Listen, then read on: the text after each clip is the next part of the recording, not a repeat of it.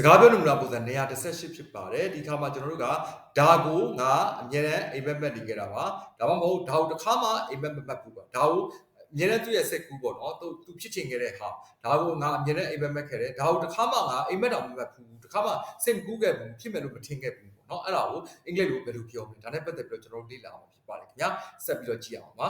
ဒါငါအမြဲအိမ်မက်မက်ခဲ့တာပါI have always dreamed of နောက် ing plus ing ဒါမှမဟုတ် noun phrase လိုက်ပြီးတော့ဖြစ်ပါတယ်ဒါကိုငါတစ်ခါမှအိမ်မက်မက်ဘူးပါ I have never dreamed that နောက် cross လိုက်ပြီးတော့သုံးရမှာဖြစ်ပါတယ်ခင်ဗျာ I have always dreamed of ing or noun phrase ပုံစံရဲ့ I have never dreamed of နောက်က that cross ပုံစံရဲ့ဒါကိုကျွန်တော်လေ့လာအောင်ဖြစ်ပါတယ်ခင်ဗျာကျွန်တော်နမူနာဝါကျမြောက်ကြည့်အောင်ပါ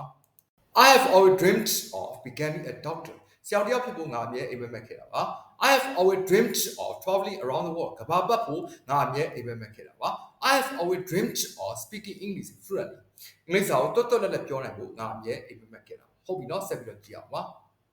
I have always dreamed of living near the ocean ပင်လယ်သမုဒ္ဒရာနားနေဖို့ငါအမြဲအိမ်မက်မက်ခဲ့တာပါ I have always dreamed of writing my own book ကိုယ်ပိုင်စာအုပ်ထုတ်ဖို့ငါအမြဲအိမ်မက်မက်ခဲ့တာဟုတ်ပြီเนาะဒါဆိုကျွန်တော်တို့နောက်ပုံစံတစ်ခုကိုဆက်ပြီးတော့ကြည့်အောင်ပါ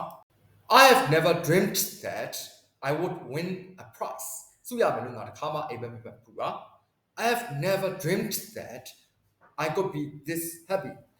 ဒါကိုပြောရမယ်လို့ငါတစ်ခါမှအိမ်မက်မက်ဘူးပါ I have never dreamed that I would meet a famous actor ဒါပေမဲ့တယောက်ဆောင်ပြောင်းနဲ့တွေ့ရမယ်လို့ငါတစ်ခါမှအိမ်မက်မက်ဘူးပါဟုတ်ပြီတော့ဆက်ကြည့်အောင်ပါ